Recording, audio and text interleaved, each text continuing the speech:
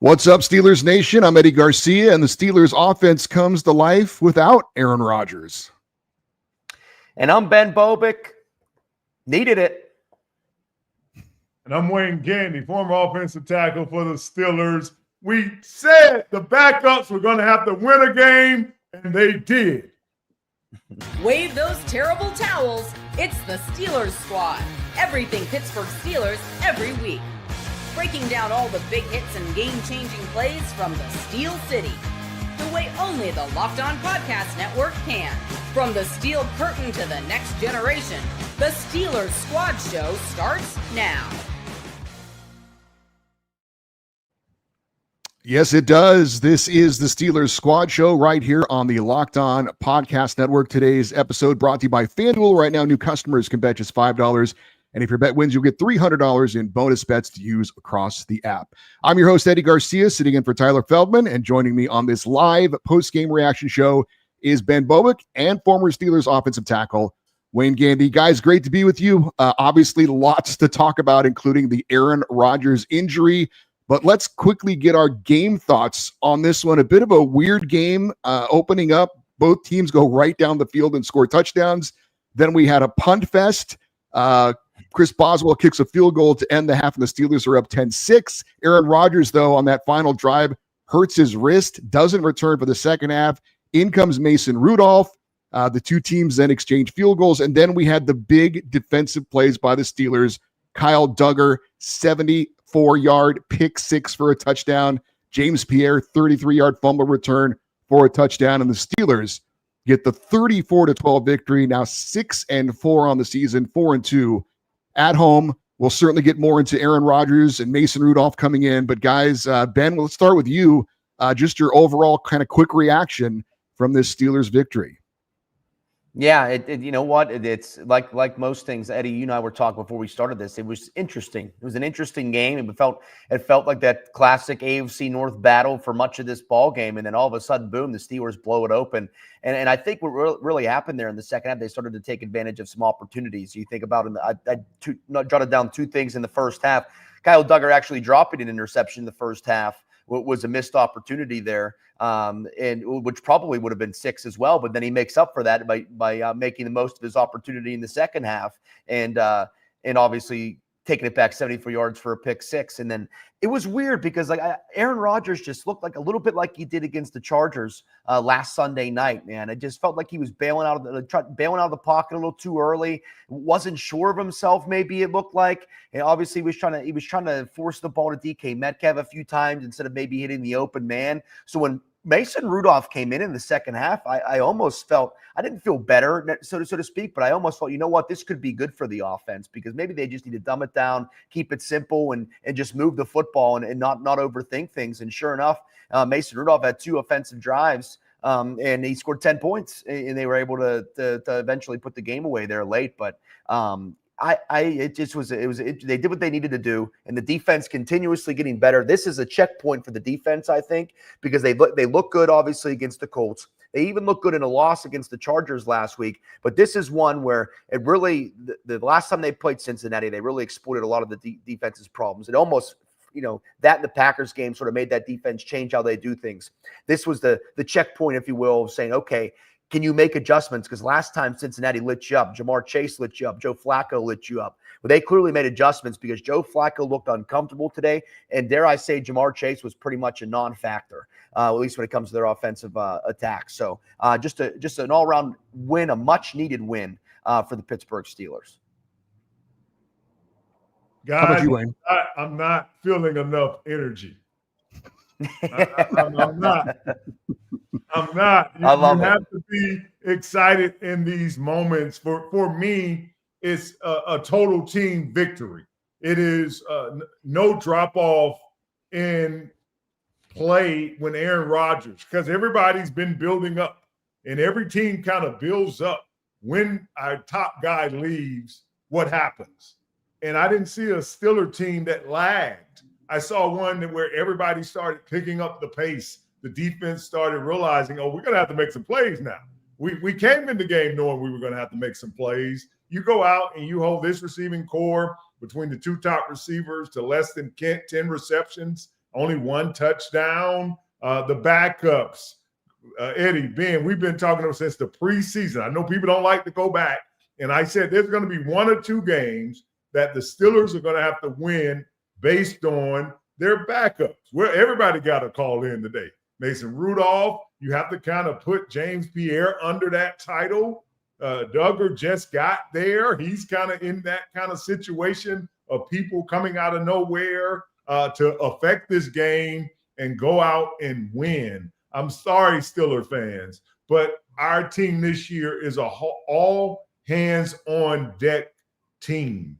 That's what we have. It's not going to come one way. When you talk about Ramsey decided to get thrown out, we got to put another guy in. And I mean, we're dealing with a team, but momentum kept building. And the one thing that we do know for this team to even have success, they have a 24-point offense to me. So anything past that, the defense has to give them. That's really how I watch the team. When people ask me to score, I'm typically around that kind of 24-point because I understand that's what kind of offense on a good day we have. But then once the defense gets in there and the pick six, and then it becomes Steelers football. You know, a couple of turnovers, a pick six, a fumble recovery, and now no matter who you are, and I just felt like the Steelers did a great job in a game. You're getting to that time of year where Aaron Rodgers might be having a little fatigue. You know, the age start. Joe Flacco looked like maybe he needed a Geritol today too. You know, when you watch them, the energy level was a little low, guys. You know, all 3 of us, we don't wake up with that same snap as we used to. You know, that knot just comes on. You don't even have to bump anything. Have you had that yet? Where you just have a knot on your arm in the morning for no reason? That's where those 2 quarterbacks are. But it's 6-4. I'm excited. I know we got a long show to go, but I'm 6-4 because I know that's kind of the team we have. Maybe after 10 games, we might have been 7-3. But this is kind of where we are. And I think this is the victories that we have to get comfortable of trying to achieve. This kind of scatterbrain, can't really make a sense of the sequence. It's just all over the place. Jalen Warren gets hurt. Kenneth Gainwell starts looking like he's back in Ireland, you know, and making one-handed catches and stuff like that. It was just a great game to see for me because it was everybody had to do something in this game to get the win. Yeah, certainly a day for the defense. Obviously, the 2 touchdowns are in the spotlight. Those are the obvious ones. But as you guys mentioned, really shutting down Jamar Chase, who is an elite wide receiver, of course. 3 catches for 30 yards in this game. That's containing him, to say the least.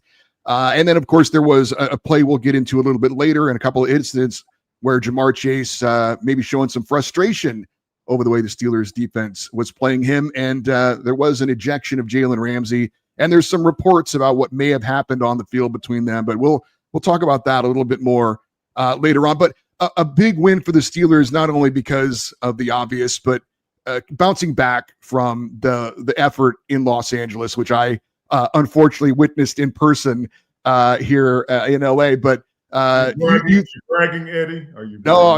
I wish I hadn't gone actually to that game, but they didn't perform well for me in person. But you know, coming back at home against an opponent in the Bengals that obviously is not having the best of seasons, a defense for Cincinnati that hasn't been very good this year. It was just they needed to come back and make a statement win after that performance on their home field against the division opponent. And thankfully, it maybe took a little while to kind of get it going, but they stepped up and made the plays when they had to, especially in the second half. Yeah, absolutely, man. And I just love that the guys making plays on defense too, or Kyle Duggar, like Wayne had mentioned. I mean, that guy has come in and fit in seamlessly. Not only just obviously had himself a pick 6 today, but also just, man, as he laid the boom down, whether it's in the run game, he came down and made a great hit at one point. I think it was I think it was right after the Jalen Ramsey ejection, and boom, Kyle Duggar comes in from the safety position and lays the boom on someone. He has fit in seamlessly. And a guy, our our man, shout out to Chris Carter, our good friend, who said he thought that James Pierre was going to have a touchdown today. He did. Look who had a touchdown today, but James Pierre, and he was playing great up until that point. Obviously, that play was really made by Brendan Eccles, who was picked on a good bit last week against the Chargers. He was struggling with injuries a bit today. He was in and out of the game a good bit, but he was able to battle through, knowing that the team needed him. And he made a play forcing that fumble late that really put the cherry on top to a great defensive effort. And James Pierre gets to reap the benefits of a really good day for him as well, man. We talked about him getting a chance to start this week. He got a chance to start against arguably the best wide receiver tandem in the NFL. And he looked great, and he keeps living up to all the hard work and everything he's shown from training camp in Latrobe to now. And so you really that's awesome for the Steelers, because you think about how they invested a lot in that secondary with Jalen Ramsey and Eccles. They had Thornhill that didn't work out, so obviously he's gone. But then you bring in Jabril Peppers, you have Kyle Duggar, and you have James Pierre, a guy that they've had all along. Kind of bounce around the practice squad a little bit, gets elevated, and then boom, look at him out there making plays for you. That you can't ask for much more, and he's going to be a big part of that defense moving forward. But yeah, no, it's just good to see them continuing to move in the right direction defensively, and I love having Wayne on here, man. He reminds us to enjoy these wins, because anytime you get a chance to win in the National Football League, it's a big deal. He knows it better than most, so it's definitely one you hang your hat on and you're excited about, because that's a much needed win for the Steelers at home. Well, I'm excited because in my time of being since '99, being on this Steeler train and being a fan and a player there, the special part of the Steelers was that the effort, the consistency had nothing to do with the name on the back of the jersey. It was all about that you're a Steeler. There's a way we play. There's always hope. There's always time on the clock. Everybody's expected to do something out on the football field, and that came up today. Whether it's ejection, whether it's someone getting hurt, I just didn't see the offensive line go to shambles. I didn't see the backups come in and fall apart. And how about in the time between the last game and this game for Joe Flacco facing this Steelers defense? It's kind of changed on him a little bit. There's two new safeties. He didn't. That's confusing. I know people are not adding that up, but I don't know what Ramsey and Duggar do at that safety position. That's not what I faced the last time. Kind of the advantage we felt like he had against the Steelers and how he would use Chase and Higgins.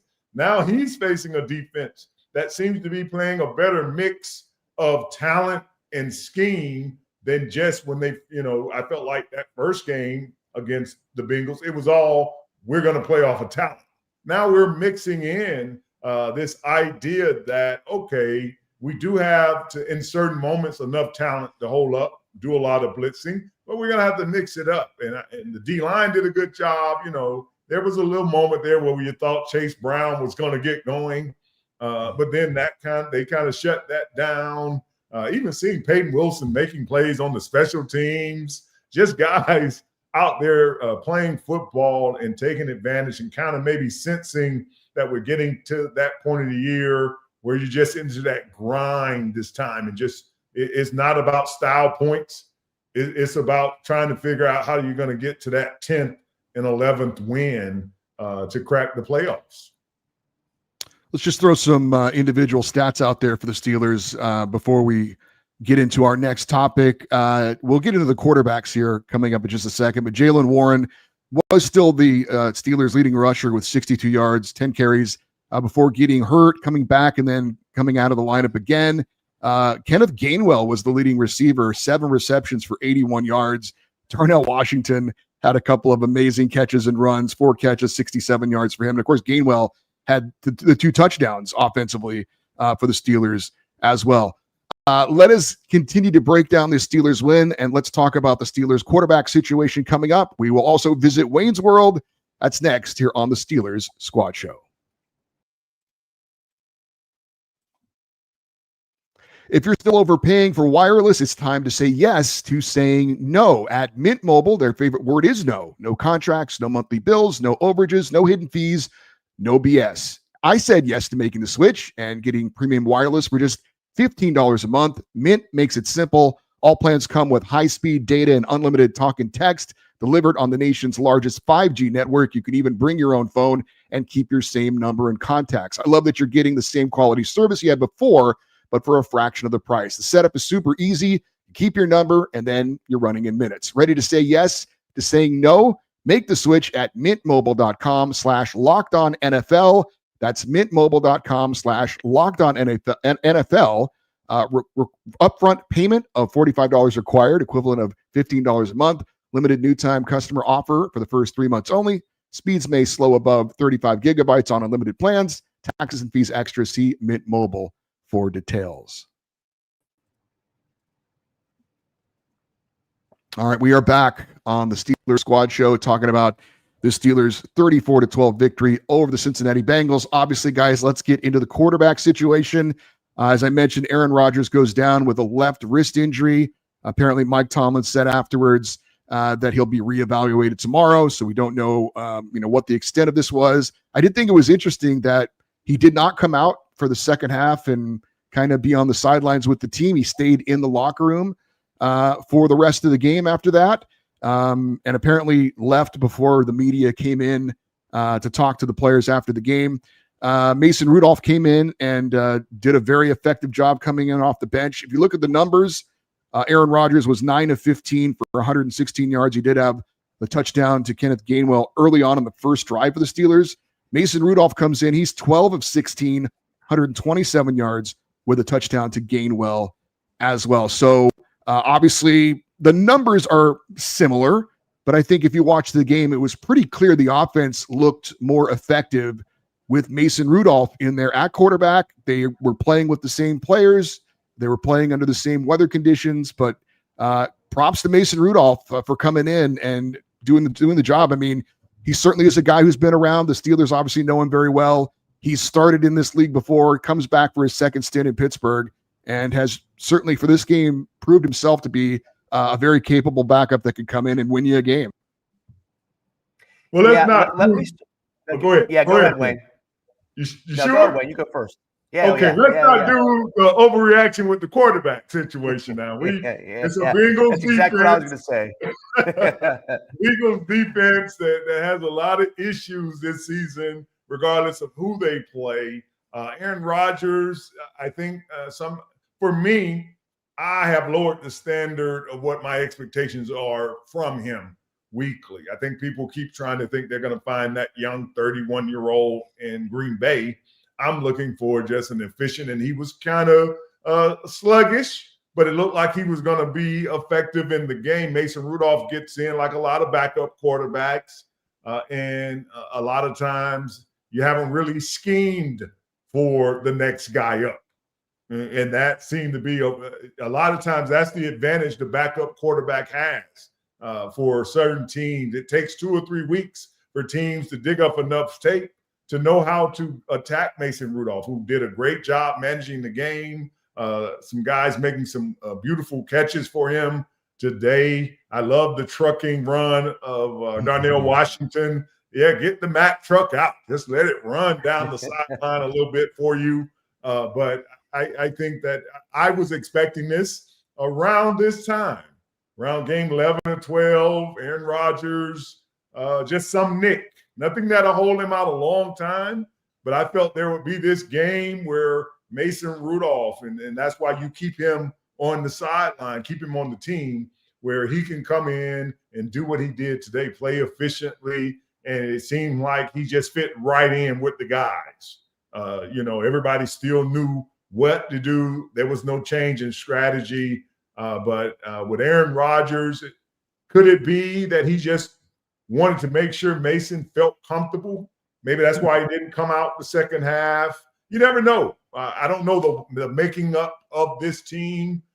Some guys come out to support. Some guys remove themselves so they're not the distraction. Because you know how the media, each clip, they would have kept panning over to Aaron Rodgers and what is he doing? Scratching his head. Why is he still sitting on the sideline? Why isn't he with the coach's clipboard?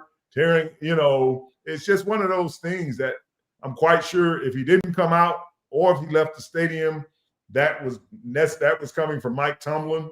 Don't even put yourself in that situation. Just move along.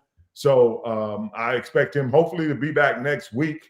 But it would be definitely something where you feel like a Mason Rudolph can carry you a game or two. Yeah, I mean that's exactly what I was going to say, Wayne. In a sense, I was going to preface it by saying Aaron Rodgers is the starting quarterback for this team. Don't get us wrong by any means, but I mean Mason Rudolph. We're talking about. I mean, if you really list all 32 teams in their backup, I don't think you're hard pressed to say that he's a top 5 backup quarterback in the league. Just he's been in the league for a number of years. He's won football games for this team and taken them to the playoffs a couple of years ago. I just think it was one of those situations when he came in. Sometimes you're like, oh, the backup. Oh, now this game's out of whack. I'm like, you know what? The offense may benefit from this because, like what Wayne said, in a sense, they didn't prepare for Mason Rudolph. So it's different. You automatically change your game plan on offense as a play caller too, because you're dealing with a different quarterback, obviously.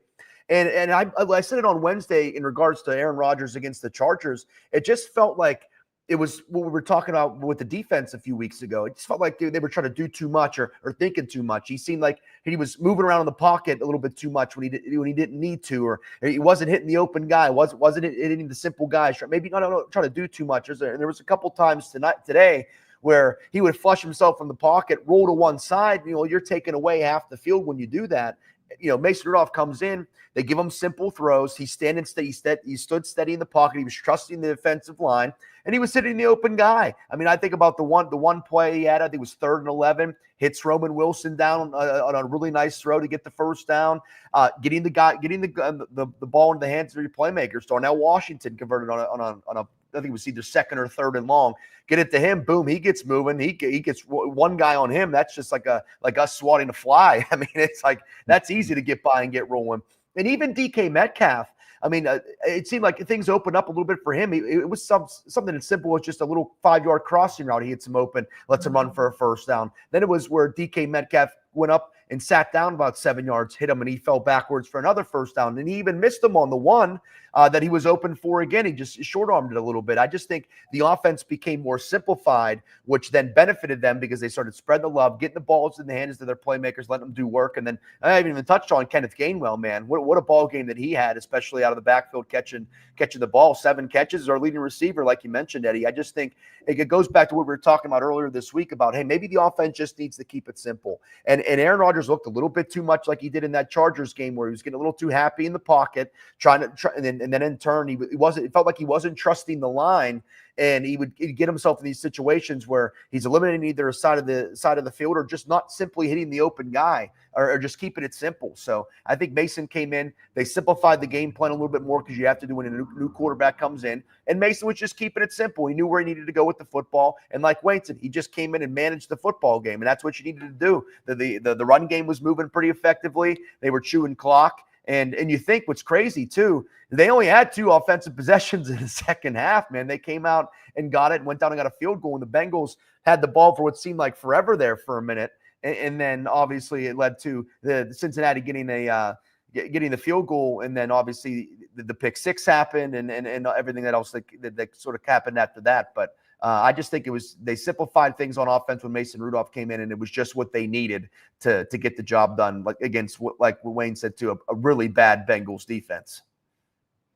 Wayne, Ben was talking about this before we went on air, and I thought it was an interesting question. When you're an offensive player, and of course you're never going to complain when your defense is scoring touchdowns and they have to go right back out there again. But as an offensive player, how difficult is it when you don't get to be on the field for a large chunk of time to have to come back out there and get it going again? Yeah, it is definitely a process of getting back into a groove. And sometimes that was the strategy of the offense I might be part of. There's plenty times when you play high-power offenses that you want to do what we talk about, take the air out of the ball. You want them to feel the pressure of we're not going to have enough time to do, or we can't have a 3 and out and get off the field. The defense, because at some point, if you don't put enough plays together, the defense is going to accumulate a lot of plays, especially the Steeler defense that likes to do a lot of things, blitz a lot of times. They stay on the field too long. They kind of wear out as the game goes on. So it does take not just for the quarterback, but for the line, the whole entire offense, because you're trying to find that groove. And that's where the time of possession sometimes can tell you the outcome of the game. Because when you stop having, when you don't win time of possession, then you got to hope you had big plays or the defense scored. So it's a technique, it's a way. But as Ben said, in that second half, the Steelers didn't even have the ball a lot. But fortunately enough, the defense was able to provide the points that you need because you're not going to get a lot of opportunities. And Wayne, just to stick with you, we talk about Wayne's World, 15 years on the offensive line of the NFL. Any general kind of thoughts on the way the Steelers offensive line played in this one? Yeah, it's just really Wayne's World was about the backups across the board. Chuck Clark, Jabril Peppers. We're talking about guys getting in 4 or 5 tackles. We always talk about Brendan Eccles. Everybody was in this game making a play. It was like for some reason, and I'm proud of that because I knew that was one of the keys. I felt this team had a strength where backups could carry them 1 or 2 games. And how great was it to see Isaac Seumalo back in there so we can get back to that big boy package. I don't know what the name. We got to get Chris to see what we're calling it. Some teams call it jumbo. Some call it heavy. Maybe they have some for Manny Brothers sandwich name after it. I don't know. But it's an effective weapon for the Steelers this season. It seems to allow them to get out on the edge. They went over 100 yards rushing, about 4.1, 4.2 yards a carry. It was an effective run game, and I think that's that benefit to even with being able to get the running backs into the passing game. It just seems to get apart. The strength to me, it allows the tight ends, the running backs to truly affect the game when the offensive line is intact and we can use Spencer Anderson and Darnell Washington. Nobody wants to see that. Those ends, that's why they move out to end. That's why they go on diets and make sure you don't get them confused with a 3 technique because they don't want to be in there where guys are always, they want that room to where they can slide out. But when you put basically 2 more offensive linemen out on the field in Spencer Anderson, that's what you're taking on. And even now, Arthur Smith is expanding it where Spencer Anderson stays in on passing plays. So they're evolving this part. But the key is that the offensive line has to stay healthy for them to do it because we saw last week in the Charger game when Seumalo was out, then Anderson has to go to left guard, and they can't really run that system anymore. I will say I do have a request when the Steelers go to that, I don't know, steel surge or whatever they want to call their version of the tush push. Go ahead and take the quarterback off the field because he's just standing back there and put an extra blocker in because if it's going to be Connor Hayward taking the snap, it's a numbers game. So just, go ahead and take the quarterback off the field. Everyone knows what you're going to do. Let's put another blocker out there and try and help him out a little bit. So I don't know, just an observation for me on that one. I did want to mention again, Kenneth Gainwell, 2 touchdown game for him. We saw Jaylen Warren go out with the ankle injury, kind of came back in briefly, then back out. We don't know what the update is for him. When you have a backup quarterback come in, you would hope to kind of lean on your running back a little bit. Unfortunately, their number 1 back wasn't available. So you talk about it, Wayne, other guys stepping up. And I thought Kenneth Gainwell out of the backfield, catching those passes, which he's obviously shown is his role on the team for the most part. He can run between the tackles, but he seems to be really effective getting those passes out of the backfield. And then, Caleb Johnson had a couple of carries up the middle as well. So it was good to see if the Steelers have to lean on the running game going forward, if Jaylen Warren's going to miss some time, that they can find maybe some other ways to still have that effective running game using the passes out of the backfield, those short passes. Yeah, absolutely. That's almost when they're at their best when they're moving the ball. And they pulled the string on the screen pass to Gainwell too on that last touchdown drive perfectly after the penalty. I think it was was it after the DK Metcalf offensive pass interference maybe, or I forget which, or it might have been the 15-yard face mask on Caleb Johnson, regardless which one it was. And they pulled the string. And I think Gainwell got loose for about 28 yards. It was blocked great. He was able to get out there in space, pick up the first down, and that's when you really felt like the game was put on ice because now they were really deep into Bengals territory to at least get the field goal, but then obviously ultimately scored a touchdown. And then it was good to get Caleb Johnson in there running the football pretty well. Obviously he had the face mask penalty, which is tough to see, and it's another rookie mistake, if you will. You can point it towards, but fortunately it didn't amass anything larger than just what it was. But I mean, he had a couple good runs in there. Even obviously, the one run he had where he did put the face mask on, did commit the face mask penalty was one that it was one of his better runs. But it was good to see him tote the rock in meaningful minutes because he was doing pretty well, I thought. And it was good to get him meaningful carries. As many meaningful carries as you could get for that guy in those big moments are going to do wonders for his confidence moving forward. And he may even earn himself more snaps and more reps too when you're doing that. But anytime, that's just what the Steelers do, at least with this offense, is getting the ball to the running backs in space. And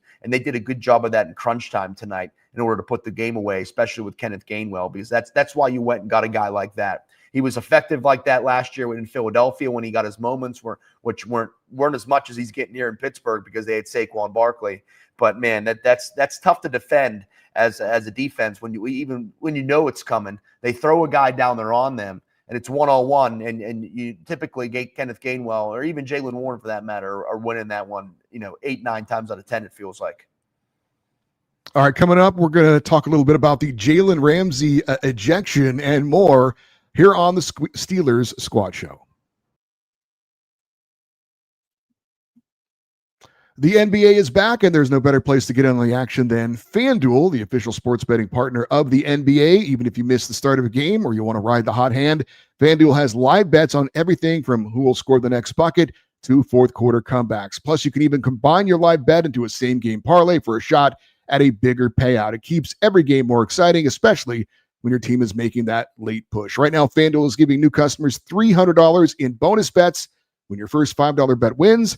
So head to FanDuel.com to sign up and play your game with FanDuel, the official sports betting partner of the NBA.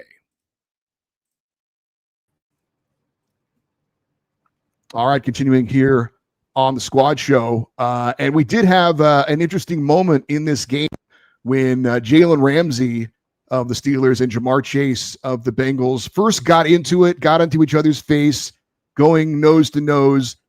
They throw flags on both players. You know what? Let's hit pause on that for a second because I see we have a special guest here joining us as Chris Carter is live at the stadium, looking good and ready to give us his thoughts on this Steelers win. Hey, Chris, how are you? I'm all right. Can you guys hear me? We can hear you, Chris. All right. You look great, Chris. You look great. Trying my best, guys. My Sunday's best. There we go. Well, it's good to see you with your church clothes on, looking good. What are your thoughts on this victory for the Steelers today over the Bengals? I thought this was a spiritual defensive response to what the Bengals did to them last time and to how poorly they played in recent games. Not recent games. I thought they played fine against the Chargers defensively, and they did really well against the Colts. But I think this is starting to show that their new look, I think it was like a 75-25 split of 2 high safety versus 1 high safety, and that allowed their corners to be more aggressive. And you saw Jamar Chase was rattled. 10 targets, 3 catches, 30 yards. He was eliminated in this game, and they had James Pierre out there breaking up deep balls on him. I think there's a confidence that this defense found in the past few weeks that exerted itself into this game. You saw it kind of get at Chase and eventually led to him spitting on Jalen Ramsey. He confirmed that to us in the locker room, as did Cam Hayward, Joey Porter Jr. Hayward, I think, even went as far as to say that guy should be suspended for what he did to our guy. But a lot of things there that I thought were very interesting about this defense, the way they were taking away things. Kyle Duggar kind of floating in that robber zone underneath early, for that pick 6, and then just the tenacity that you saw in coverage, the stickiness that you saw. That's the kind of stuff this defense needs to force teams to hold on to the ball. And Cam Hayward even said after the game, I asked him, I was like, hey man, like the pass rush wasn't getting home early and eventually started to get through late. He's like, what was that? And he said, you want the politically correct answer? I said, never. And he said, they held us, they kept jumping early, and it wasn't called, but we kept our heads and we fought through it. And I thought that was a big thing. And Ben, you're nodding your head because I agree. Like, this is the thing the Bengals often do. They hold and they just know it's not going to get called against the Steelers. And for whatever reason, it never does. But in this game, they fought through it. They made plays. And I thought that was the difference, was they kept their heads. Even when Jalen Ramsey lost his, and granted, that's different when someone spits on your face. That triggers something, right? But I thought elsewhere, they kept their heads. They proved to be the much better team in this game and just blew them out the water. Well, Chris, great to have you there, obviously on the scene to confirm those reports that we had heard about spitting incident with Ja'Marr Chase. You're also there. I have to ask you about injuries as well. Certainly Aaron Rodgers and Jalen Warren as well. Any update you can give us on that? So I'll say about Jalen Warren, then I'll get to Rodgers. I thought Jalen Warren was good to come back in. He was at least trying to. Like, after he goes into the blue tent, he came out limping. He was like running up and down the sidelines. He was trying to show that he was ready to go back in.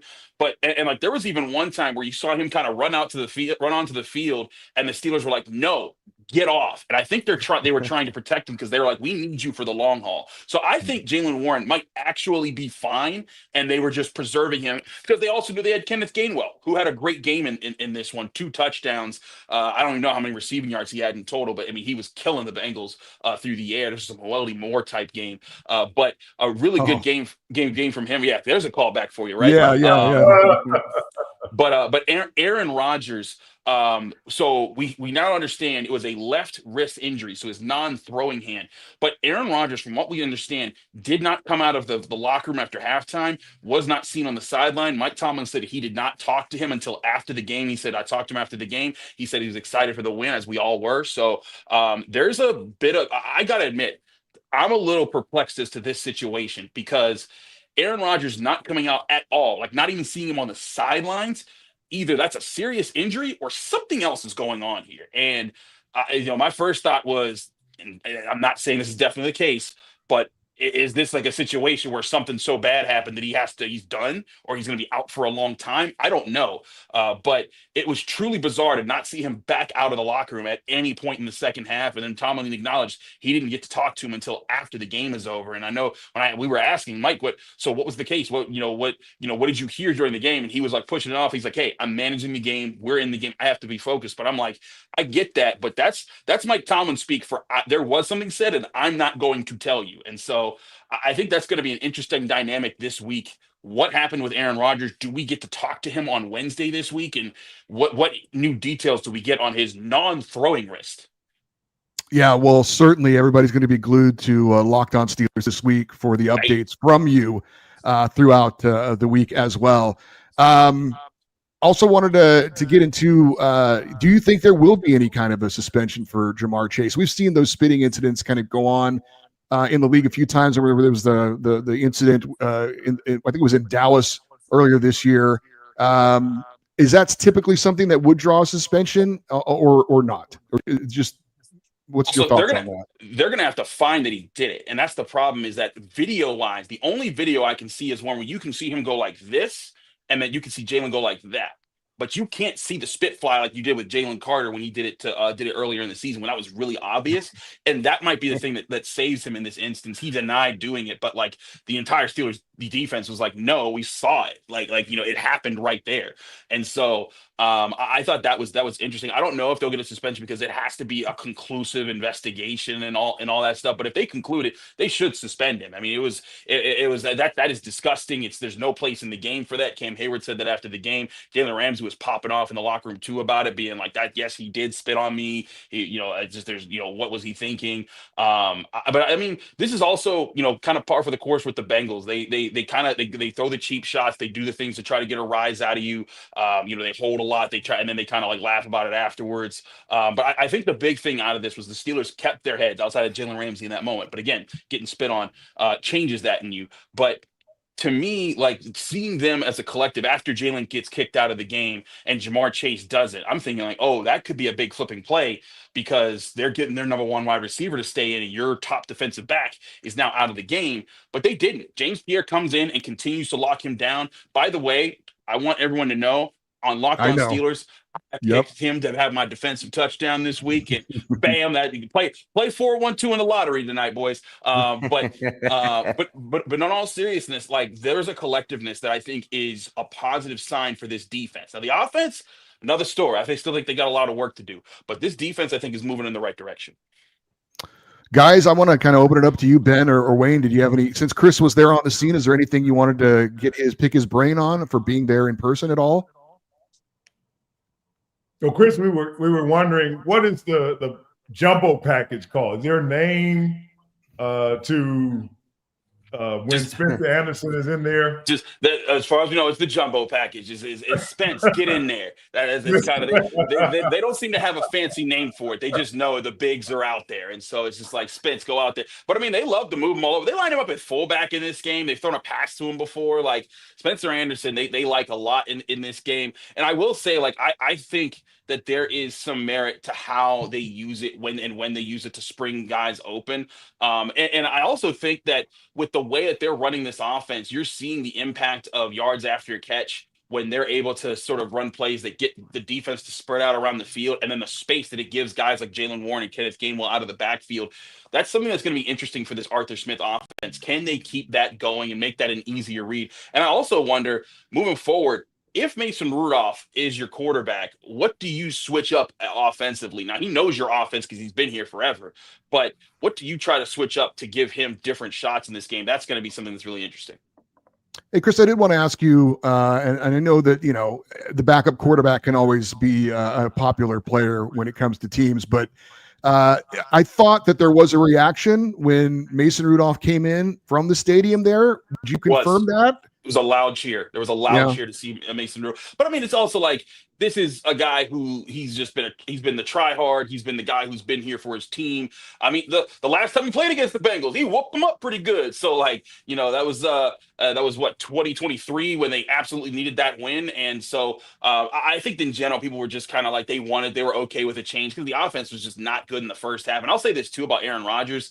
Something was off about him. Like he was firing passes the way, ways he didn't need to. I thought he threw some hot. He was not going through his reads as much. Like something is off with Aaron Rodgers right now, and I don't know what it is. Like there on the one deep ball he threw to DK Metcalf on third down to the right side of the field. He's double covered. Darnell Washington was like wide open on the other side of the field. He didn't even look at him, and I'm like, he doesn't trust Darnell. He loves Darnell. So what's going on? And then that third down, that red zone possession at the end of the first half where Roman Wilson cuts. I mean, I don't understand Roman Wilson's route there, running an out route short of the goal line on a goal-to-go situation, and you see Aaron Rodgers just throw a really hot pass that he can't handle. But afterwards, Aaron Rodgers is just livid, just barking at him. And that's another thing that makes me feel really weird, because that was the last play that we saw Aaron Rodgers. For him to be so angry and to fire a pass so hot on a play, and with Roman Wilson at that situation, and then to not come back out on the field after. I mean, he went right to the locker room after that. Like he just went straight down the tunnel,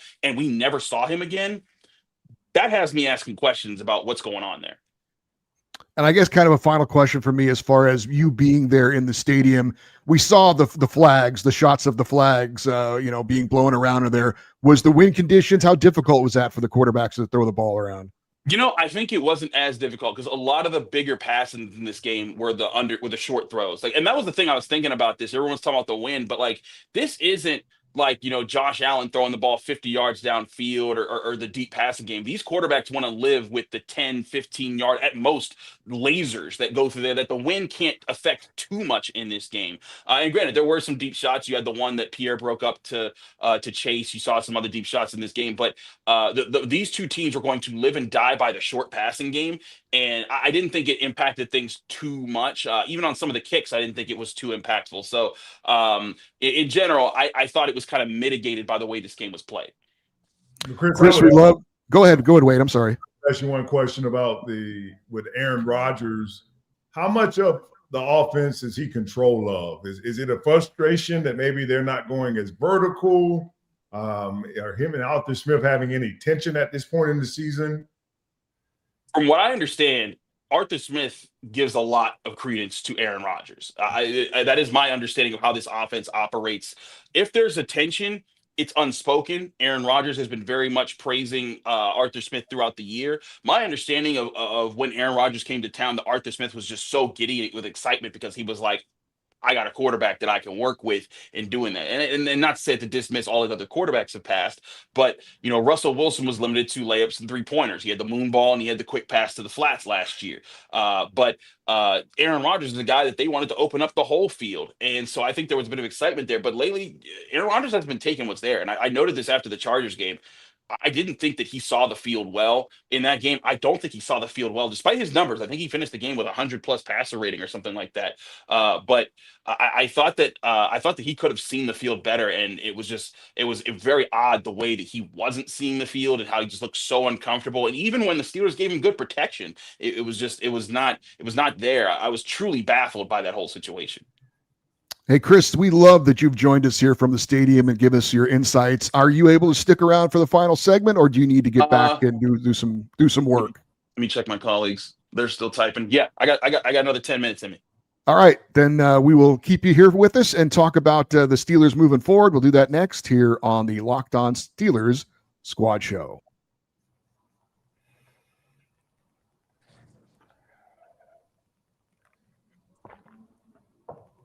All right, Pittsburgh Steelers with a 34-12 win at home over the Cincinnati Bengals. And now it's on to Chicago. The Bears, I think you might have mentioned this earlier, Ben, but the Bears did win today. Chris, I don't know if you saw any of this game with your duties there on site, but they win on a Cairo Santos 48-yard field goal on the final play of the game to knock off the Vikings in Minnesota, 19-17. So the Bears having a pretty good season.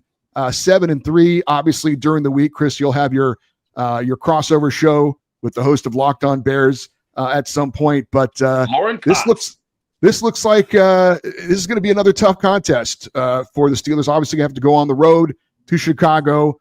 That was a field goal battle, apparently a lot between the Bears and the Vikings in that one earlier today. But you've got a 6-3 Steelers team against a 7-3 surprising Chicago Bears team. Chris, any initial thoughts on the matchup with the Bears? I was trying to think Bears Steelers, and the only thing that comes to mind is, of course, the iconic Jerome Bettis run over Brian Urlacher in the snow. Right, that's the one thing that I think when I think Steelers Bears. I don't know anything else that really comes to mind, but what do you think about this? Villanueva salute. There's the Villanueva coming out for the locker room when he wasn't supposed to, and the whole team being mad about that. And that was a rough loss for the Steelers. That was actually my second ever road game that I covered. Was that game, and just the weird vibes afterwards and how angry the team was with him, because they were like, you kind of put us all in a bad spotlight, bro. I know from teammates on that team after that game, like guys didn't sit with him in the locker at the lunchroom for like over a month after that. So that was a weird one. But yeah, Steelers Bears history is weird. It's one of they don't play each other that often. But I look at this game as an opportunity for the Steelers to just build on what they're doing right now. Defensively, I think they match up well with this team. I think that they can get after Caleb Williams. He's a young quarterback that can make mistakes.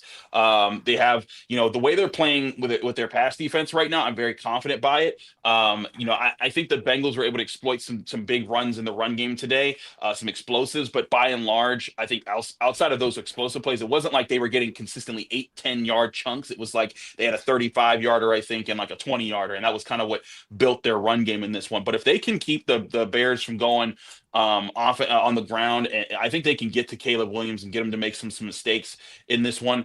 I think the big question is going to be offense.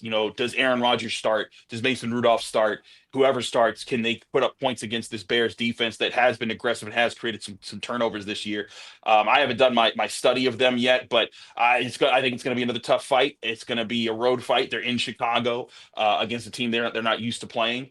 But it's a game where if you win that, you're 7-4, and I haven't had a chance to look at Ravens Browns, but the last time I did, it was 3-3. So there's a chance that if the Ravens somehow choke this week, maybe you're even getting a chance to go up 2 games on them. So you got to put pedal to the metal if you're the Steelers. You got to stack some wins, because those big games are coming, and the more distance you have to give yourself some grace, the better. Yeah, update on that Browns-Ravens game. Cleveland 13-10, about 4 minutes left to go in the first half. So we'll keep an eye on that. Wayne, anything specifically that you saw from the Steelers in this game that you would like to see them carry over into the game in Chicago next week? I just love the team kind of mentality we've seen here over the last couple of games, where it seems to be a team effort. to try to get the win. Yeah. Where everybody is kind of chipping in some kind of way, feeling like they got to make an impact on the game.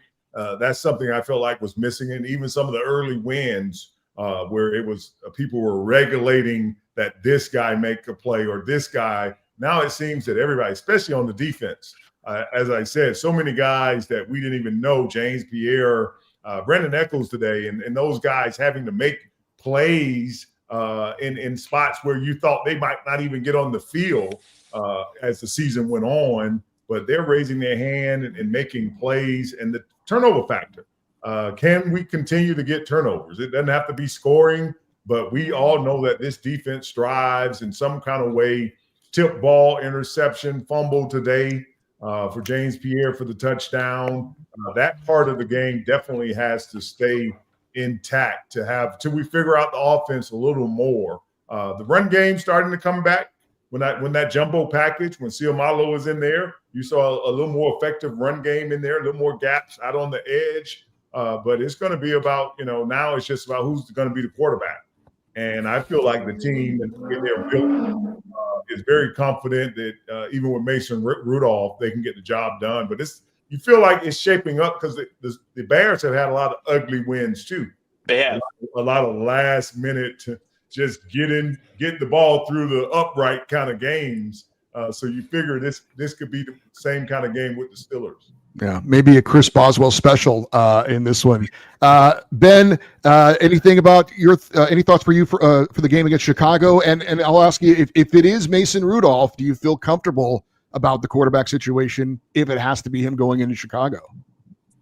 Yeah, absolutely, man. I absolutely do. And you saw obviously what he was able to do today was he came in and he's a serviceable guy. He's a great backup because he's able to go on there if he has the spot starter too. He can go there and be competitive and get you a win. And then it's a Chicago team. You think about the Bears, that's similar to how we were talking about the Colts a couple weeks ago. I'm like, you look who they played, who have they beaten. You look at the Bears' schedule. They beat the Raiders by 1. They beat the Commanders by 1. They beat the Saints. They beat the Bengals. They beat the Giants. It's like, credit to them. They're beating teams that they're supposed to. So it's tough to win football games in the NFL, but it's still one of those. You give the butt there. What I love what they love doing, or what they did. I'd like to see them did it today, and they did it against the Chargers too. Is they made Joe Flacco uncomfortable, kind of like how they made Justin Herbert uncomfortable, and that's a testament to a few things. The secondary was playing well because they were given enough time to get home a little bit, and also that's just the pass rush doing a good job of disrupting them, and that's what you want to see against a guy like Caleb Williams, a younger quarterback who hasn't played a lot of football. The only thing that does, that perks you up with him is obviously he could do it with his legs. So that could be a challenge. That's where you're going to need guys like maybe Patrick Queen and Peyton Wilson to be that spy and maybe able to get him on the ground and maybe be a little bit more creative with that. But that's one thing I trust Mike Tomlin and something that he's really good at is playing against rookie quarterbacks or younger quarterbacks and making them uncomfortable. So that's an advantage for the Steelers. But going on the road and yeah, you're just keeping an eye on that offensive situation, man. I think Chris brings up some good points about it. It was a little weird that where was he? You don't have much information on it. And granted, it's all going to take its course throughout the week. And the Steelers always do a good job of painting the picture that they want to paint, and they're only going to give us the information that they want us to get.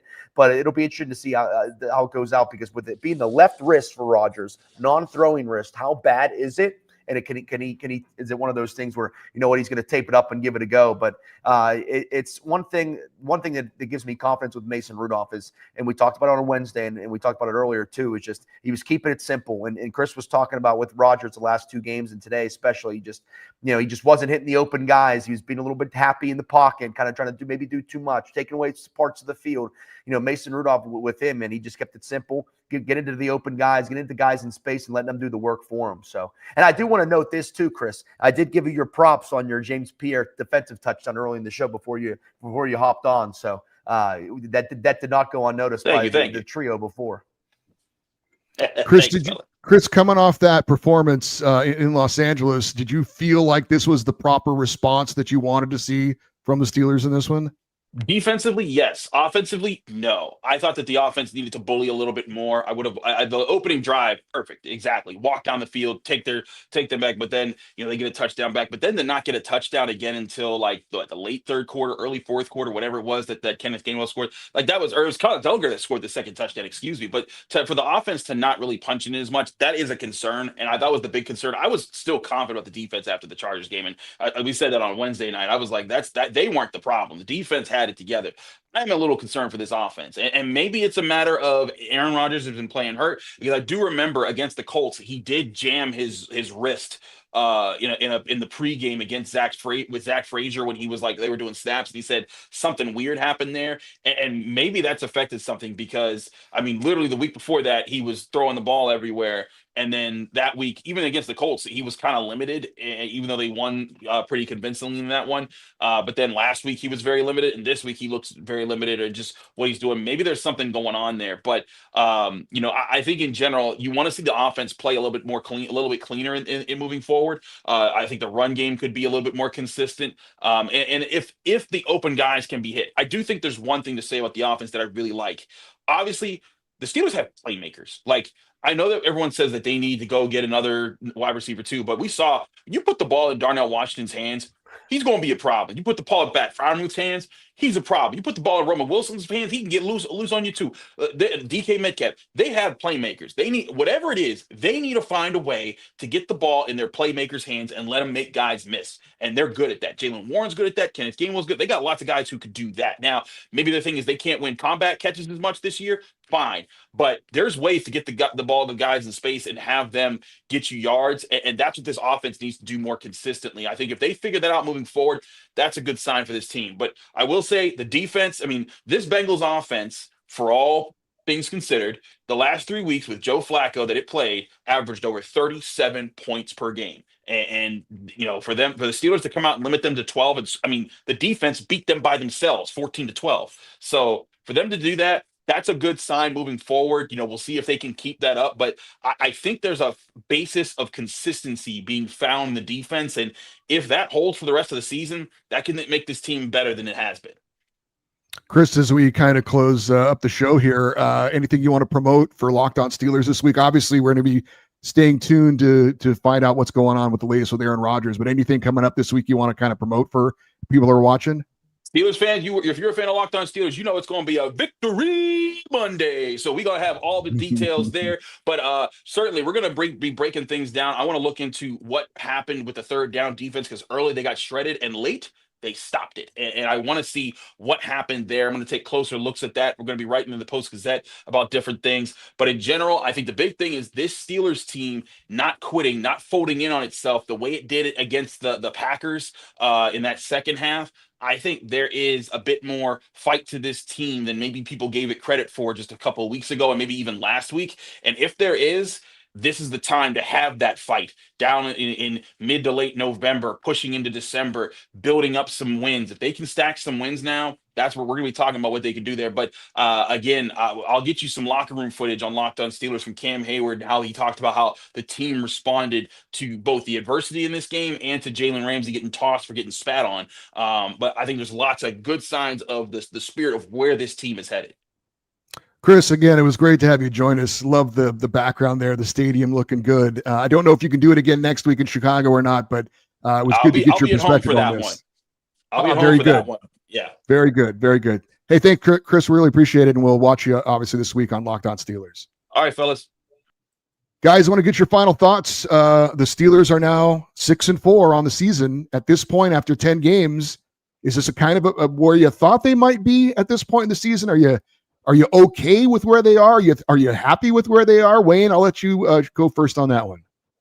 I'm actually satisfied where they are right now because I see room for growth. It's one thing if they were 6-4, you feel like that's all they have to them. But there seems to be still a little segment of growth offensively and consistency on defense that makes you feel like, in these next 7 games that it could flip to 5-2, and you end up with 11 wins. I predict they would be 10-7 and get into the playoffs in that wild card spot. But maybe 11-6, get them the division. But I feel like if they had peaked and I had seen the best of them, then I would be a little more worried. But I do think there's just a little more to this team, a little more organization on the offense. As he said, with Aaron Rodgers, maybe it's a little frustration because sometimes I played in the era where the play came into the quarterback and they might call it or not, based on how they felt in the huddle. They would just kind of swing it out and go with what they wanted. So Aaron Rodgers has been around a long time. Sometimes, he's not hearing what he wants to hear in the helmet in a situation. But 6-4 with 7 games and the teams that they have in front of them, I feel like they're in a good position. All right, Ben, I'll give you the final say on where you feel the Steelers are at this point in the season. Yeah, and I mean, Wayne nailed it there. I've been preaching it all season long, man. You just want to see them consistently get better and start playing the best football towards the end of the season. And obviously they're far from playing really good, their best football, which might be a good thing. They're still growing. These guys are still getting used to each other. A lot of new pieces on defense, seemingly pieces to the puzzle that are working out for them with the addition of Kyle Duggar. I mean, you got to think you got Asante Samuel Jr. as well, that they haven't even unlocked him. And then you think about on offense, They haven't even unlocked Marquez Valdez-Scantling too, who has good rapport with Aaron Rodgers. So those are 2 guys that they acquired that I think could potentially be good contributors on this football team moving forward. We haven't even seen yet. So just continue to get better and win. This was a good win today. Any win is a good win, especially when in this sort of situation in the division at home. You took care of business. You beat them good there in the fourth quarter, and their second half's been much better, at least when it comes to their wins. And so just keep chugging along. It's gonna be interesting to see how this Aaron Rodgers situation plans out.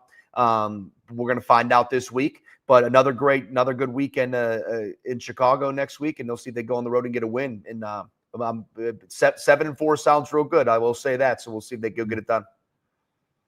All right. As a reminder, you can always listen to the audio of today's show on the Locked On Steelers podcast channel, whenever and however you get your podcast. Be sure to throw us a thumbs up and subscribe as well on the YouTube show.